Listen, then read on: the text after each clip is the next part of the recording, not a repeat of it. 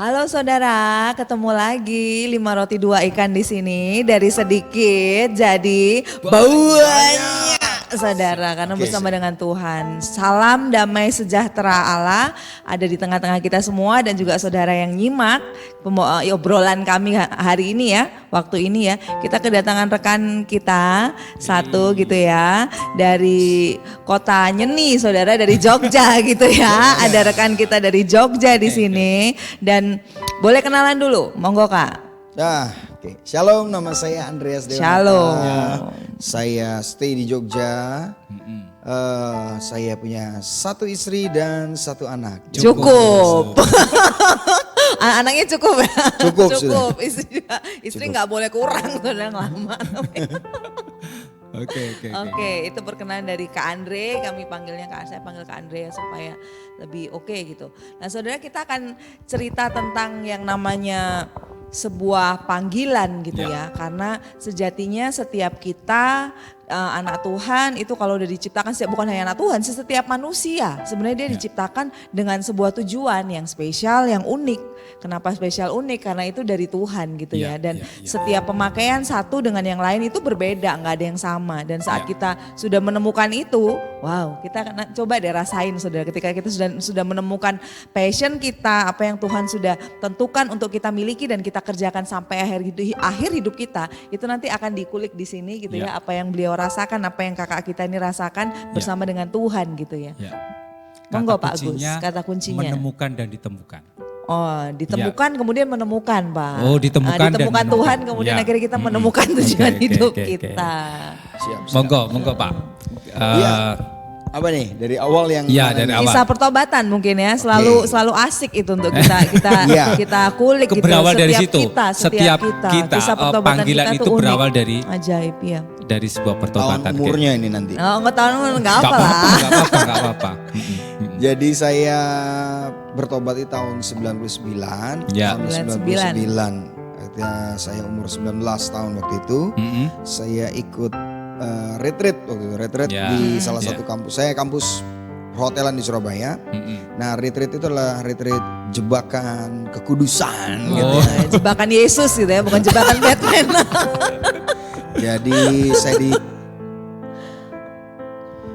Jadi saya dijebak dalam arti ini, ketika saya tanya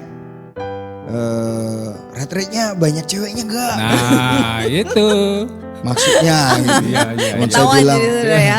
Tujuannya, maksudnya apa? Teman saya bilang, gitu. wah banyak gitu. Gabungan begini begitu, waduh. Asik tapi nih saya nggak ada ini. uang. Gitu. Tapi kalau buat yang lain yang buruk-buruk, uang ada. Ya dadain lah. Buat ini nggak ada ngomongnya. Singkat cerita ya sudah, saya akhirnya ikut saya ke retreat.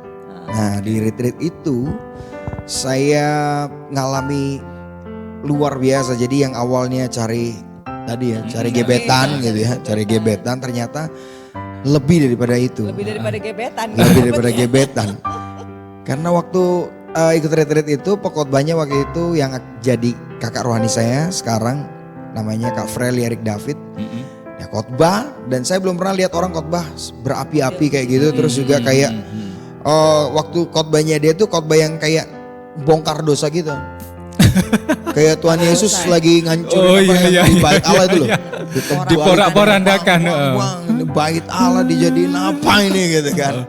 Disitulah, tapi itulah yang membuat saya iya ya, ternyata hidup saya ini harus berubah, istilahnya harus dipulihkan. Nah, dari di ending khotbah dia selesai, biasa itu kan ditantang ya. Altar call ya. Siapa yang mau bertobat? Gitu ya, angkat tanganmu.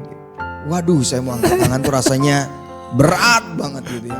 Tapi hati pingin gitu ya. Hati pingin. Hati pingin. Karena nggak ada basic yang kayak begitu kan, angkat tangan dan lain sebagainya di gereja saya. Jadi ngapain sih angkat tangan? Tapi waktu saya lihat ada teman saya namanya Andre juga, tapi Andre Bodrek panggilannya gitu ya. Nyebut merek nanti. Andre Bodrek ini Andre apa Panadol di Colgate. Karena dia suka pakai pil koplo gitu ya. Iya. Dia nangis waktu nangis sampai saya lihat itu ingusnya udah meler-meler gitu. Sentrap-sentrup kayak gitu kan.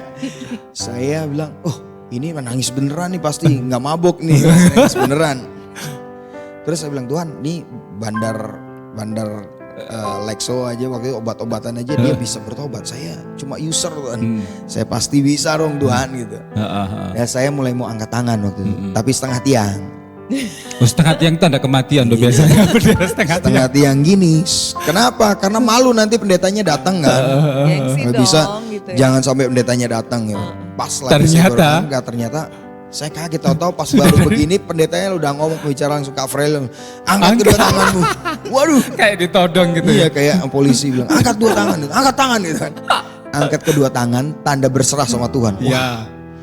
kata kunci itu yang buat Ya. saya akhirnya tanda berserah sama Tuhan. Akhirnya saya angkat tangan. Set. Yes. Saya angkat tangan. Saya nggak diapa-apain waktu itu. Baru didoain.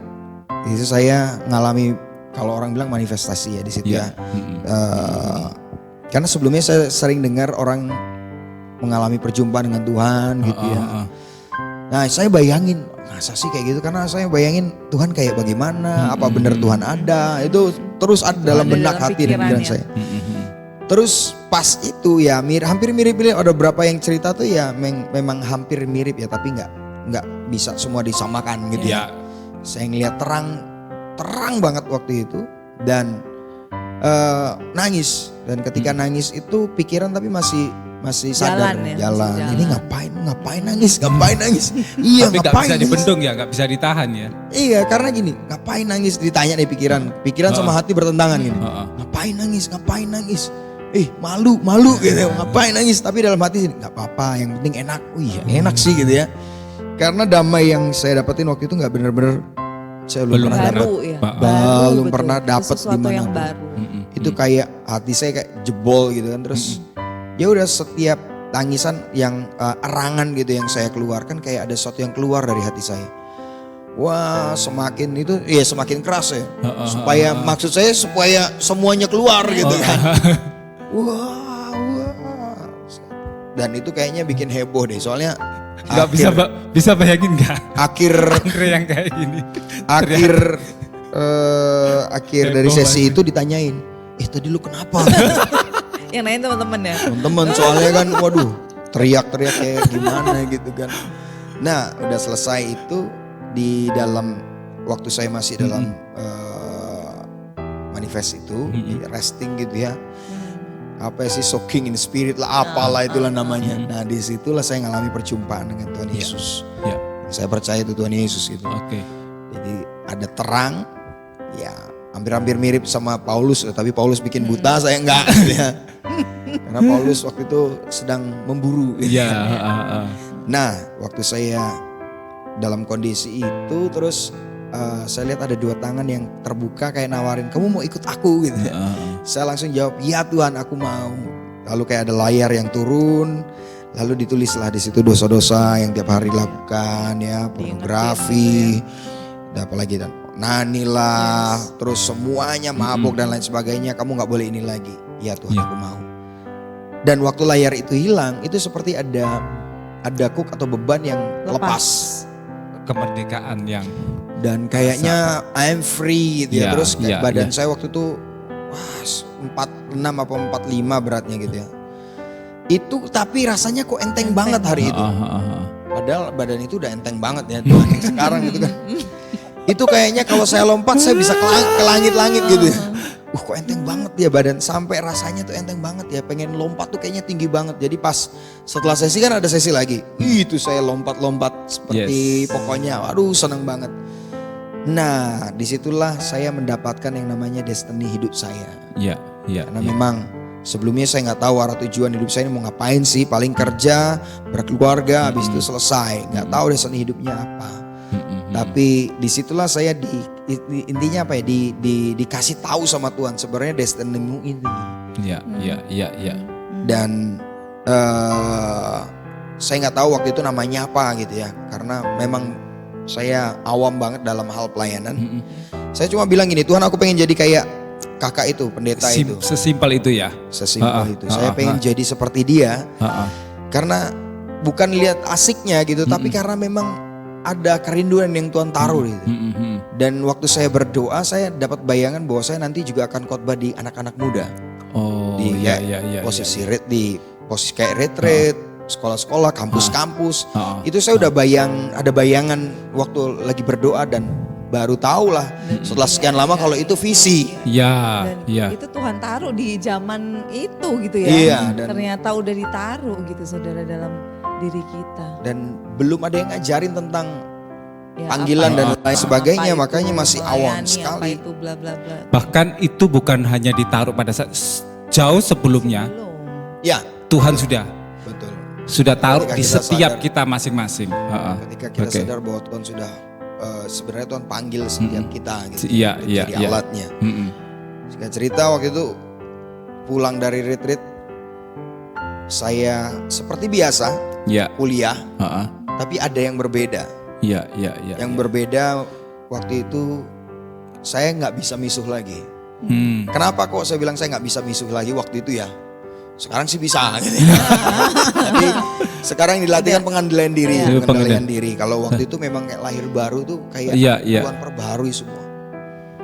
Suatu saat saya pernah papasan sama angkot, angkot itu yang salah, tapi saya yang dipisui di Surabaya. Wah mantep kan pisu. Iya, iya, iya. Dalam pikiran saya bilang balik, Kejar. kejar ludahin. Wow, ludahin loh. Dan kita kan pakai motor kan bisa Lebih langsung kencang. cabut ya. Nah. Tapi dalam hati bilang jangan, kamu udah bertobat. Iya, Jangan iya. kamu udah bertobat. Akhirnya saya nggak lakukan itu, saya terus. Ikutin. Dan ketika tidak mengikuti itu, rasanya sukacita. Kayak menang banget gitu ya. Nah. Nah, dan di kampus setiap teman yang Nasrani yang ketemu saya, dan saya tahu dia juga pemakai gitu ya. Saya bilang, mau bertobat gak? Mau. Yes, nanti saya doain ya. Wah. Wah. Esek. Pokoknya saya doain semuanya. Mantap. Waktu itu nggak ada istilahnya, pokoknya kerinduannya adalah saya pengen teman-teman saya merasakan Iya, iya. Apa Apa yang saya Iya, rasakan. iya, iya, iya. sampai di kampus itu, woi jangan deket-deket Andre, nanti suruh tobat gitu kan. Sampai dijauhin suruh tobat. Ya kalau dulu diajak mabuk gitu, sekarang suruh tobat is oke lah gitu. Heeh. Terus ada yang dari jauh juga kayak mocking ya, ngeledek gitu ya. Halo pendeta langsung gitu. Saya bilang, halo domba yang hilang. Tapi dalam hati saya bilang, ya amin lah, saya aminkan Oke. jadi pendeta gitu kan. Iya, iya, iya. Itu 99, 2000 saya masuk ke tahap di mana saya harus memutuskan saya melayani Tuhan secara sepenuh waktu full timer atau saya bekerja sambil melayani. Nah di situ saya mulai galau tuh, karena satu sisi saya butuh uang karena background keluarga saya, papa mama saya pisah dan mama sama-sama kita waktu itu, dan saya anak laki satu-satunya. Iya, iya, iya. Jadi sebagai Ada tanggung jawab tanggung ya jawab, moral iya. ya, kita anak laki mencukupi kebutuhan keluarga. Nah disitulah saya punya prinsip waktu itu yang jadi kelemahan saya. Kalau Iya. saya kelaparan it's okay, tapi kalau mama yang kelaparan sampai jangan gitu ya. kan. Oke. Jadi itu akhirnya ada satu momen waktu itu saya di Surabaya sempat melayani beberapa sekolah, salah satunya ada SMA IPIM waktu itu ya, saya melayani di sana di Persekutuan Doa. Hari itu hari Jumat, biasanya hari Jumat saya bangun persiapan untuk pelayanan, mandi, selesai mandi, saya tanya mama saya, "Mak, masak apa?" Nah. Mama saya bilang, "Ya, apa yang mau dimasak?" gitu kan. Nggak ada bahan. Iya. Oh, kalau lagu dangdut mah masih enak ya, masak sendiri, masih ada yang dimasak. Ini nggak udah nggak ada yang bahan. dimasak, dari beras, bumbu, minyak tanah, Oh, minyak gitu ya. tanah ya. Bersih Minyak di goreng. rumah gitu. Clean doang. Ada bayam liar gitu kan. Itu pun mau dimasak apa, nggak ada api gitu kan. Akhirnya saya masuk lagi ke kamar, saya berdoa di sana. Pengennya sih berdoa, aku percaya Iya, iya. Tuhanku ajaib gitu ya, pengen doa Minta yang mujizat, minta pertolongan. Tapi Iya. ternyata doanya adalah, Bapa engkau sungguh baik-baik dari mana? Mana gitu kan. Lu makan apa gitu kan? Kasihan lu mama gitu kan. Tapi saya rasakan benar kebaikan Tuhan waktu itu, Iya, karena iya, iya. sambil saya naikkan pujian itu ya, Roh Kudus bilang, apakah aku pernah mengecewakan kamu? Iya, Nggak pernah Tuhan. Apakah aku pernah meninggalkan kamu? Nggak pernah Tuhan. iya, iya. Oke Tuhan, kalau memang saya dipanggil sebagai full timer sepenuh waktu melayani Tuhan, berikan aku makanan secukupnya hari ini. Iya. Seperti doa Bapak kami ya. Sesimpel itu, Saya minta sesederhana tanda itu. Minta tanda itu. Cuma berangkat. minta makan cukup hari itu. Iya, makanan hari ini. Saya Oke. bilang, kalau itu saya akan memutuskan full timer gitu kan. Saya berangkat dengan pikiran, wah kamu berangkat pelayanan mamamu kelaparan gitu. Saya cuma punya uang 5.000, sekalipun saya belikan makanan setelah itu selesai ya. Udah, Ya. kita nggak bisa lakukan apa-apa. Sama aja gitu kan, Iya. kelaparan juga gitu nantinya. Ya udah saya mencoba untuk berpikir secara logika gitu loh. Iya. Beliin makanan pun kurang. Tapi kalau kita pakai buat berangkat pelayanan, seenggaknya ada sesuatu yang Ada kita sesuatu yang kerjakan. kerjakan. ya benar Iya. daripada nggak ngapa-ngapain tuh. Saya berangkat dan dari rumah ke sekolah itu 3 kali ganti angkot. Itu jauh banget. Jadi jauh, beneran jauh saya bilang. Itu kalau naik angkot bisa 3 jam. 2 sampai 3 jam. Zaman Karena itu zaman waktu menganti ke ya. Tengah ya. Mengantinya yang masih masuk lagi. Iya. Dan belum aspalan waktu itu. menganti ke daerah tengah Ke IPIM. Terminal Joyoboyo, dari Iya. Joyoboyo Ke Beratang, Terminal Beratang ke IPIM. Jadi 3 kali sopir angkot. Muter-muter dalam rumah. 3 kali angkot 1.200 kali 3. Berarti berapa? 3.600. 3.600. Sisa 1.400. 1.400 sisa. Bayangan saya nanti pulang. Karena dulu waktu belum bertobat SMA gitu ya. Kalau SMA SMP kalau pergi-pergi kan biasanya kalau nggak ada ongkos santai. Biasa kan bonek kan? Ngompreng pickup gitu kan. Tapi sekarang sudah bertobat ngapain malu gitu. Sudah pulang nanti ngompreng pickup 1.400-nya buat beli es. Beli es. Ya kan. Udah tuh, udah konsepnya udah masuk tuh. Oke gitu ya. Waktu saya pulang ternyata kakak Rohani saya ada namanya Kak Sembi itu juga. Andre punya ongkos gak? Nggak ada. Langsung dikasih. Set. Kasih waktu itu. Dan saya pulang tanpa jalan kaki, sukacita.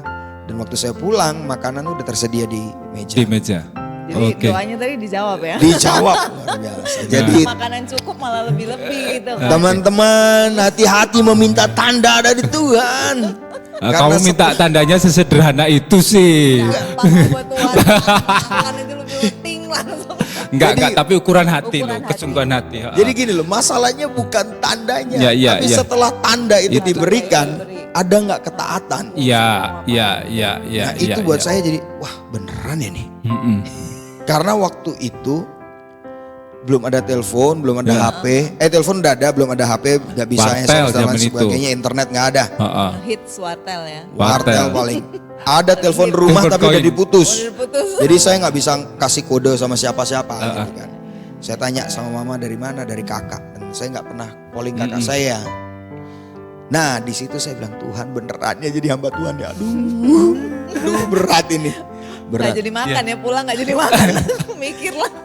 Ya, jadi Berawal dari situ. Dari situlah saya Oke. memutuskan untuk full timer. Jadi teman-teman, ketika engkau minta tanda, ya, yang dengar cerita ini, ada yang dikuatkan, ada yang bisa kabur dari panggilan.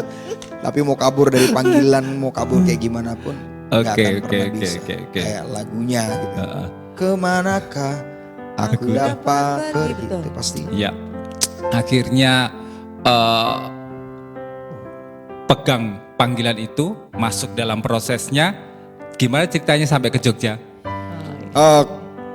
Sebelumnya saya masuk full timer dulu 2002 masuk full timer di Yayasan Triplasa Angkakala itu Yayasan Misi.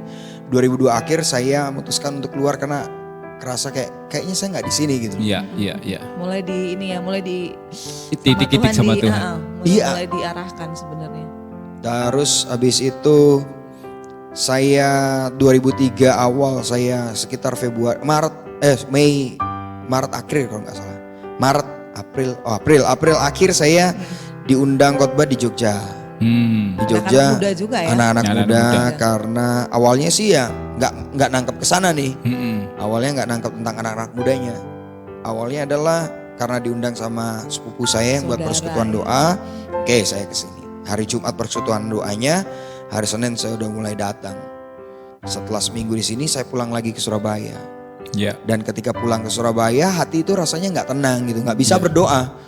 Masuk doa nih, doa apa ya? Keluar lagi karena kayak nggak ada hasrat untuk berdoa waktu bener-beneran nggak ada hasrat. Nah itu hari apa ya, saya pulang sekitar hari Sabtu, Minggu gitu kan ya. Nah antara Senin dan Selasa saya ditelepon sama sepupu saya.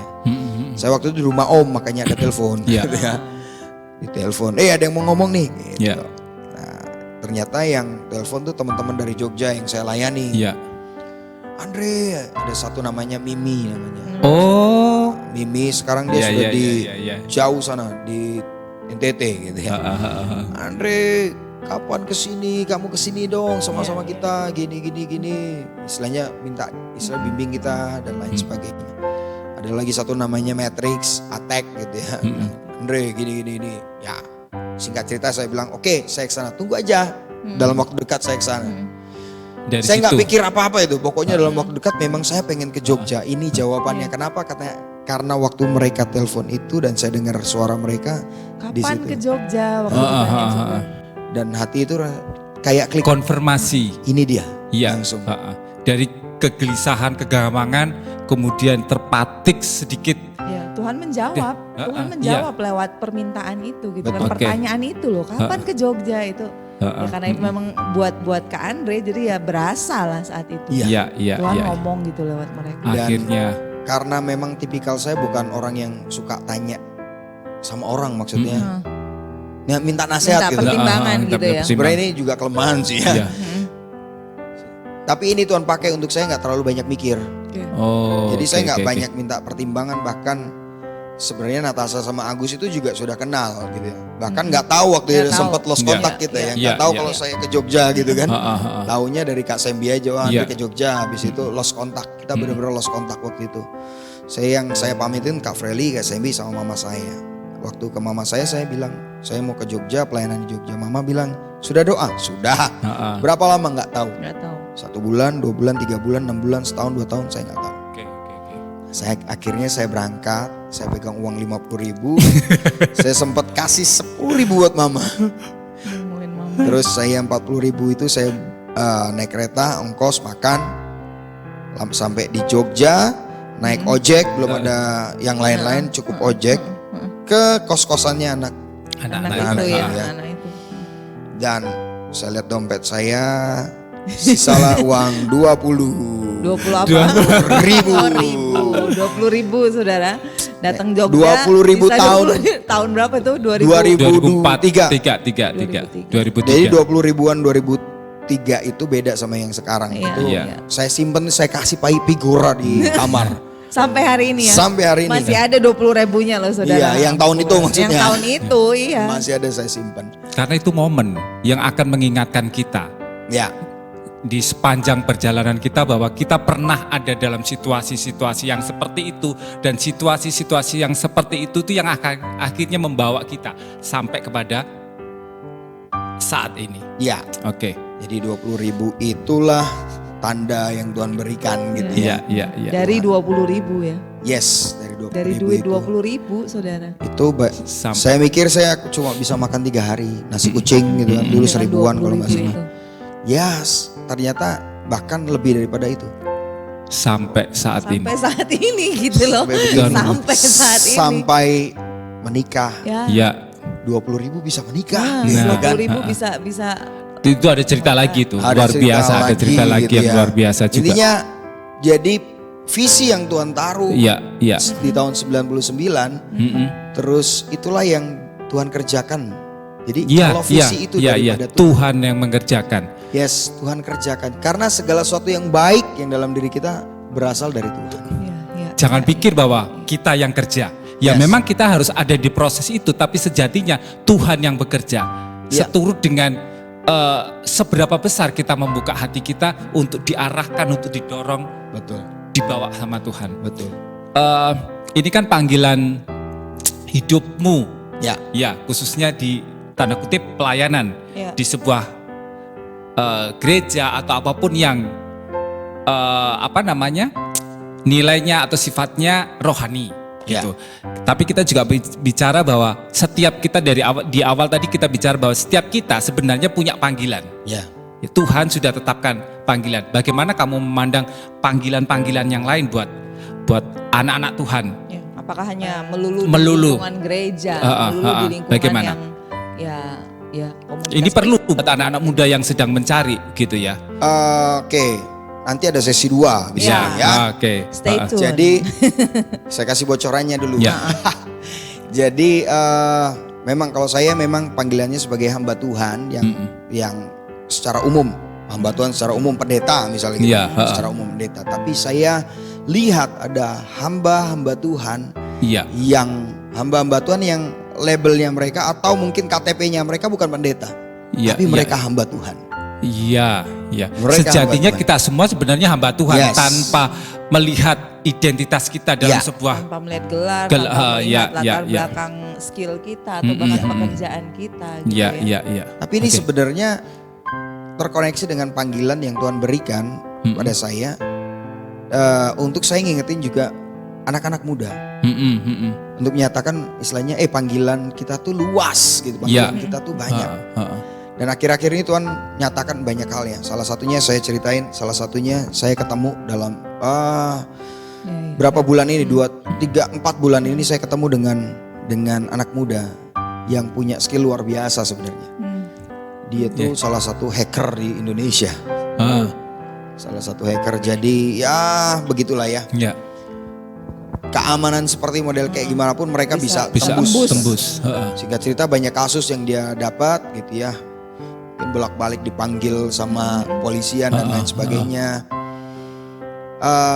Ada satu momen akhirnya dia minta didoakan, dia dilepaskan karena memang ada beberapa keterikatan gitu ya. Sampai bahkan keterikatan dengan antikris gitu. Karena di dunia maya ternyata Iya, iya. dunia maya itu bukan dunia yang kita bayangin, itu nggak ada, itu dunia yang nyata Real. banget, ternyata Real. itu real banget. Jadi akhirnya saya bilang dia bilang aku tinggalin aja ya ini, jangan Oh. jangan iya, ditinggalkan. Iya, iya, iya, iya. Kenapa? Karena kamu bisa gandeng banyak anak-anak muda yang punya ketertarikan Iya. yang sama Heeh. tentang IT dan lain sebagainya, tapi dipakai untuk hal yang berbeda, hal yang baik. untuk kerajaan Kalau mana gitu kan. bahasa ininya white hat hacker. Hmm. Jadi disitulah mulai dia akhirnya ngerti gitu loh. Iya, iya. Dia punya kerinduan karena yang jadi hacker zaman sekarang tuh anak-anak SMA sebenarnya sih. Oh, Yang suka oke. kasih virus, bobol A, B, C itu Karena semua. rasa apa ya, keinginan tahu mereka tuh Karena ada kebanggaan tersendiri Iya, kalau Iya, kamu saat bisa kita bisa bobol melakukan sesuatu. itu, Iya. gitu kan. Itu kan Nah. sistem yang tebel lah kasarnya, sudah sampai bisa ngerti caranya gimana, itu kan pride tersendiri. Pride tersendiri. Makanya di situ saya akhirnya saya sharing sama dia dan lain sebagainya. Singkat cerita dia nangkep bahwa panggilan hidupnya dia, panggilan yang Tuhan berikan sama dia adalah di dunia Ya itu. di dunia itu, tapi dengan hati dan prinsip dan apa ya? Yang sudah berbeda, yang sudah Ya Berbagi kalau gitu. dulu hanya untuk show off, untuk menunjukkan siapa dia kepada dunia, Heeh, ya, kepada ya. pemerintah. sekarang Tapi sekarang dia mulai bahkan yang dia gerakan adalah bagaimana untuk memproteksi keamanan cyber di Indonesia. Oh, oke. Bekerja sama dengan pemerintah. Iya, Jadi iya, iya. banyak hal panggilan. Mm-mm. Khususnya kita buat anak-anak muda, bahkan saya ketemu sama anak-anak muda yang ya maaf kata masih ada di dunia gelap. Bukan dunia gelap, dunia gemerlap mungkin yang Iya. ajeb-ajeb gitu ya. Ajeb gitu Main ya. musik. Coba disitulah dia bisa berbagi kasih. Oke. Dengan orang-orang yang ngalamin punya latar belakang yang sama Betul. dengan Bagian saya dengan dia adalah untuk mentoring, untuk menguatkan. Jadi sambil membimbing gitu ya. Jadi mereka yang dia nih bawa orang-orang yang masih belum dipulihkan, ketemu kita doakan. Jadi panggilannya memang anak-anak muda, kita punya panggilan sangat luas. Kalau boleh nggak kalau saya berpikir bahwa sebenarnya panggilan kita itu tidak jauh-jauh dari apa yang ada di dalam diri kita. Betul. Dengan Selalu, talenta, pasti. dengan skill, Kemampuan kemampuan, yang Tuhan taruh. ketertarikan, passion kita. Ya, Ya, jadi betul. benar ya, kita setuju itu ya, kita sepakat itu. Dan kita sebenarnya nggak perlu cari sebenarnya. Tidak perlu mencari sebenarnya panggilan saya ini apa sih. Karena sejatinya sudah ada dalam diri kita. Tinggal kita menggalinya, kita berpartner dalam artian ada orang-orang atau mentor-mentor yang membantu kita untuk menemukan itu dan memaksimalkan apa yang ada di dalam itu jadi keluar dari diri kita dan itu akan Tuhan pakai. Betul. Tuhan pakai untuk penjangkauan atau apapun namanya. Oke. Karena memang firman Tuhan bilang yang ketika sang penjunan itu melihat bahwa jananya ini kok istilahnya dihancurkan lagi gitu ya. Dan bejana ini nggak bisa bilang, kok begini sih nggak, tapi akan dibentuk lagi sesuai pemandangan sang penjunan gitu. Jadi memang beda-beda. Ini bagus untuk jadi bejana untuk minuman, namanya tempat minum. Ya, ini bejana belanga gitu ya, mungkin dan lain sebagainya, sesuai dengan pemandangan sang Tuhan penjunan atau yang pembuat pengrajin. Jadi kita tersebut. tidak bisa sebenarnya mengkotak-kotakkan, membuat lain dari diri kita, nggak bisa, karena sejatinya panggilan itu dari Tuhan, talenta pun itu datangnya dari Tuhan. Bagian kita hanya kita menyadari dan menemukan itu. Oke. Terakhir sih saya mau bilang ini sih. Jadi buat kita anak-anak muda, khususnya buat teman-teman yang anak-anak muda, tentang panggilan itu ya, tentang panggilan bukan panggilan aku ingin melayani Tuhan, bayangannya gereja. Selalu arahnya ke sana gitu. Padahal enggak. Konotasinya selalu. Padahal enggak harus ke gereja juga gitu. Gereja itu hanya sebagai komunitas kita, Pak. Iya. Yang membantu kita untuk kita memaksimalkan diri kita, komunitas. Kalau bilang pelayanan cuma di gereja terlalu sempit. Ya, Tuhan bilang pergi sampai ke ujung. Yes. Ya itulah jadi cerita kenapa kok Tuhan panggil ke anak-anak muda. Karena visi yang Tuhan taruh itu anak-anak muda, dan Tuhan tempatkan di Yogyakarta yang notabene di sini adalah tempatnya anak muda, pelajar. gudangnya anak-anak muda. Di sini Gak akan ada habisnya di ada kota ribuan ini. kampus di Jogja. Sampai generasi banyak lah ya. Generasi. Silakan Ya, Bu. saudara, sangat luar biasa. Saya juga dikuatkan bahwa dan percaya setiap kita punya panggilan itu, dan itu nggak ada di luar kita. Saya sepakat dengan itu. Akan semakin saya tekankan, kita sama-sama tekankan, kami sama-sama tekankan di sini bahwa segala sesuatu yang terbaik yang Tuhan udah taruh dalam diri kita, baik itu panggilan, baik itu aku nanti dipakai model kayak apa sih gitu kan. Panggilan kan bicara masalah pemakaian juga gitu ya. Aku bakal dipakai seperti model apa sih? Nggak usah. Boleh sih kita cari support keluar untuk orang yang mendapatkan pernyataan gitu ya. Bahkan kita mencari peneguhan dan tanda itu boleh. Tapi langkah pertama itu ya madep Tuhan, kita ngadep Tuhan dan ngaca, lihat diri kita sendiri. Kita cari apa sebenarnya, karena sejatinya panggilan itu ya dari dalam kita. Tuhan taruh itu di dalam kita dan itu akan kita kerjakan keluar gitu, mengerjakan panggilan. Itu aja untuk sesi kali ini gitu ya. Kita akan lanjut nanti berbicara juga tetap akan masalah panggilan, saudara, dengan berbagai macam konflik, tantangan di dalamnya gitu ya. Tapi kalau Tuhan ada di sana selesai, finish, kita kerjakan sampai tuntas. Oke. Salam kasih dari kami bertiga, saudara. Tuhan memberkati. Sampai kita ketemu di sesi berikutnya. 5 roti 2 ikan di sini. See you. Bye. And God bless you. Tuhan berkati. Emmanuel.